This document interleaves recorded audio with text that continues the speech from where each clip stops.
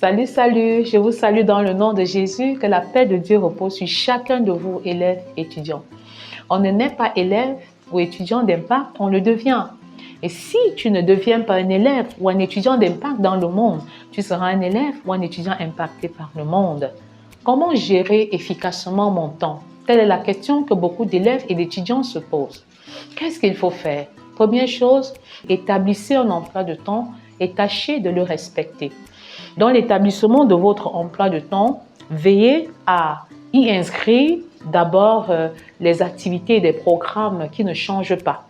Et quand vous avez inscrit des programmes qui ne changent pas, comme par exemple aller à l'école, au campus universitaire de 8h à 16h. Si par exemple en une semaine, en un mois, en un trimestre ou en un semestre, vous avez cours de 8h à 16h, vous enregistrez dans votre emploi de temps les programmes qui ne varient pas. À la suite de cela, vous allez y introduire des activités, des programmes et des responsabilités qui peuvent varier d'un moment à l'autre. D'un moment à l'autre, vous pouvez inscrire des tâches domestiques, des tâches académiques et beaucoup d'autres responsabilités, beaucoup d'autres éléments de loisirs par exemple. Et je conseille vivement aux étudiants et aux élèves de se lever tôt, autant que faire se peut.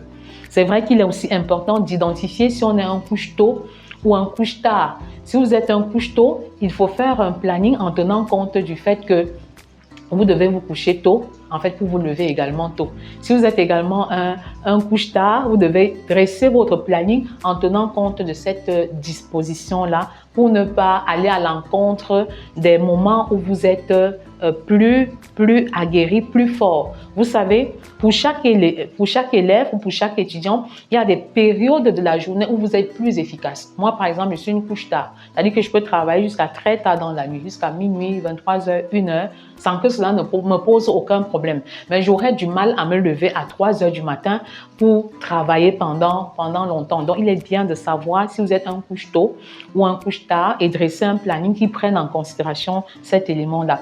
Et pour réussir en fait votre planning, il faut donc le dresser en tenant compte de votre personnalité, en tenant compte de votre nature, de vos atouts et non pas en tenant compte des autres. Je sais que dans les maisons, généralement on parle de l'heure d'études, lieu d'études, moment d'études, mais parfois les parents peuvent être ignorants de ces choses. Vous pouvez les aborder avec beaucoup de sagesse pour leur expliquer à quel moment de la journée vous semblez être le plus efficace, c'est-à-dire vous êtes au top de vos performances. Évaluez votre planning, évaluez-vous de manière objective et neutre en fonction de vos performances, en fonction de vos résultats et d'un certain nombre de paramètres qui vous mettent à l'aise dans le travail que vous êtes en train d'effectuer. Travaillez également à une sorte d'autodiscipline. Il est important d'être autodiscipliné. C'est-à-dire qu'au début, c'est facile de mettre un réveil, mais à la longue, on peut se réveiller avec ou sans le réveil. Et cette autodiscipline impose ce que j'appelle beaucoup de sacrifices et le renoncement à certains programmes, renoncement à certaines activités, renoncement même à certaines personnes. Vous voyez un peu, ça c'est très important de se coucher régulièrement à une heure, se lever régulièrement à une autre heure pour vous permettre de développer une certaine discipline. La focalisation est très importante. Le plus souvent, les élèves et les étudiants sont distraits par le téléphone, les réseaux sociaux. Vous allez voir un étudiant qui passe 4 heures, 6 heures sur son téléphone en train de chercher X, Y ou Z, des éléments généralement secondaires. Ces éléments-là sont généralement secondaires, subsidiaires par rapport à leurs études et par rapport à leur avenir. Il n'est pas mauvais en soi d'être sur l'Internet, mais lorsqu'on s'y investit sans être vraiment focalisé, c'est un véritable problème. C'est pourquoi je vous encourage toujours à respecter la trilogie Dieu d'abord, mon intimité avec Dieu. Pourquoi? Parce que lorsque vous êtes dans la parole de Dieu, lorsque vous êtes dans la méditation de la parole de Dieu, alors vous êtes prédisposé à réussir parce que Dieu va se révéler à vous, il va vous montrer la voie à suivre, je t'inspirerai, je te montrerai la voie à suivre, je te conseillerai, j'aurai le regard sur toi. Ça, c'est le psaume 32, verset 8. Ça, c'est la promesse que l'Éternel fait à David et cette promesse est vraie pour toi, élève et étudiant, aujourd'hui. Donc, il est bien de bâtir une intimité profonde avec Dieu dans la prière et dans la méditation de sa parole. Le Seigneur a dit à Josué, dans Josué 1, verset 8, quand il devait prendre, comment je vais dire ça, le pouvoir de leadership, ou alors quand il devait prendre le leadership après Moïse, quand il devait prendre effectivement le pouvoir après Moïse, que ce livre de la loi ne s'éloigne point de ta bouche. Médite le jour et nuit pour agir fidèlement selon tout ce qui y est écrit, car c'est alors que tu auras du succès dans tes entreprises, c'est alors que tu réussiras. Donc, le secret du succès réside dans la méditation et dans la mise en pratique de la parole de Dieu. Veux-tu être un excellent leader demain? Alors, médite la parole de Dieu. Et le psaume 119, les versets 97 à 100, exprime mieux cette pensée. Il est écrit, la méditation de la parole de Dieu me rend plus sage que mes ennemis, plus instruit que mes maîtres, et me donne plus de discernement et plus d'intelligence que les vieillards. C'est dit qu'il faut considérer ce paramètre-là, la trilogie, mon intimité avec Dieu. Pendant que je suis dans l'intimité avec Dieu, ce n'est pas Dieu pour Dieu ou Dieu par Dieu.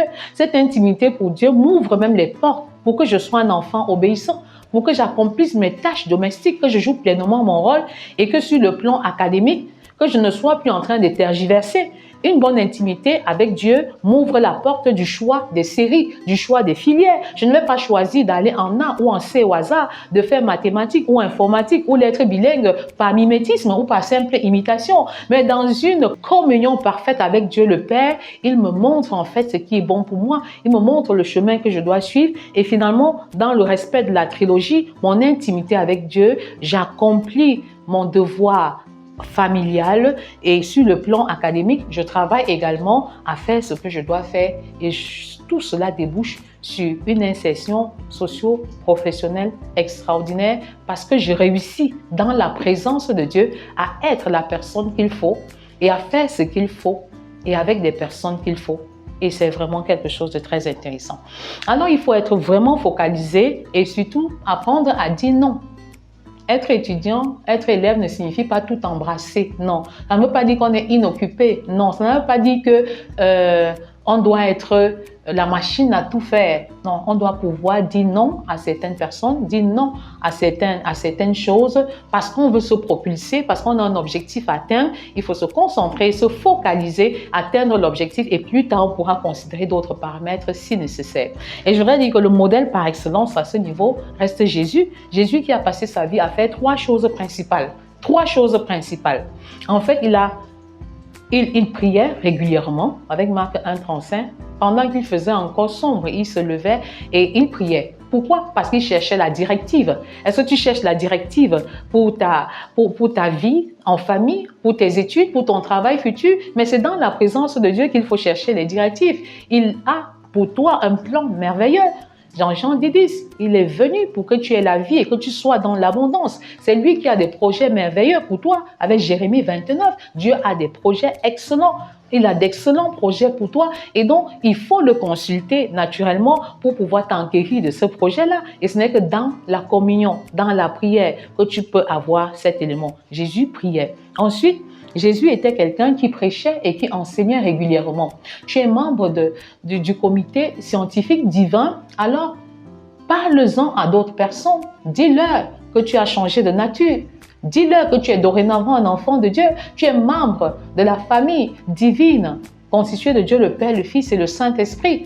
Il faut en parler. Ne cache pas cette nouvelle identité. Révèle cette identité à tes amis, à tes camarades de classe.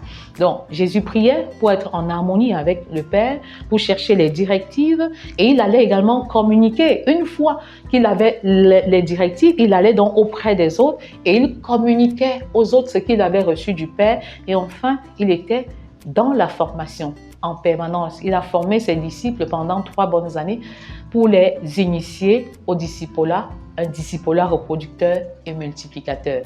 Veux-tu savoir comment gérer ton temps? Jésus est le modèle d'un homme qui a su gérer le temps. C'est pourquoi, à 33 ans, il est parti, mais il a eu un impact mondial après avoir formé ses disciples pendant 3 bonnes années. Veux-tu être un élève qui influence et qui impacte la génération présente et la génération à venir? Sois focalisé en donnant la priorité à la trilogie, mon intimité avec Dieu.